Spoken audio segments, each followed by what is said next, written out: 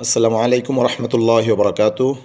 রোজা রেখে বেশি বেশি গোসল করা এটা নাকি ঠিক না, এই কথাটা আমরা অনেক শুনেছি, অনেকে বলে থাকেন।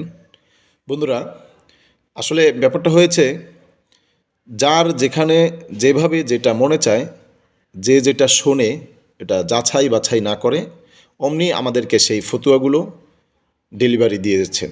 আর আমরা সেই ফতুয়া শুনে ভয় পেয়ে যাচ্ছি এবং মনে করতেছি যে আমাকে যিনি ফতুয়াটা দিয়েছেন উনি এই দেশের সবচেয়ে বড় মুফতি, সুতরাং ওনার কথাটাই আমাকে মানতে হবে। কিন্তু আপনার আমার আশেপাশে অনেক ওলামায়ে কেরাম, মসজিদ আছে, মাদ্রাসা আছে, সেখানে আমরা ভুলেও তাদের কাছে যাই না। তাদের কাছে গিয়ে জিজ্ঞেস করি না যে হুজুর, আমি রমজান মাসে যদি বারবার গোসল করি তাহলে আমার রোজাটা পরিপূর্ণ আদায় হবে কি না। এই কথাটা আমরা কেউই ইমাম সাহেবদেরকে, যারা ওলামায়ে কেরাম, তাদেরকে আমরা জিজ্ঞাসা করি না। জিজ্ঞাসা করি চায়ের দোকানে বসে সেলুনে গিয়ে এই মাসআলাগুলো জিজ্ঞাসা করি।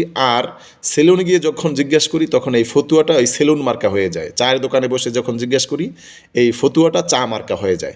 বন্ধুগণ, আপনি রোজা অবস্থায়ও যদি বেশি বেশি গোসল করেন তাতেও আপনার রোজা ভঙ্গ হবে না।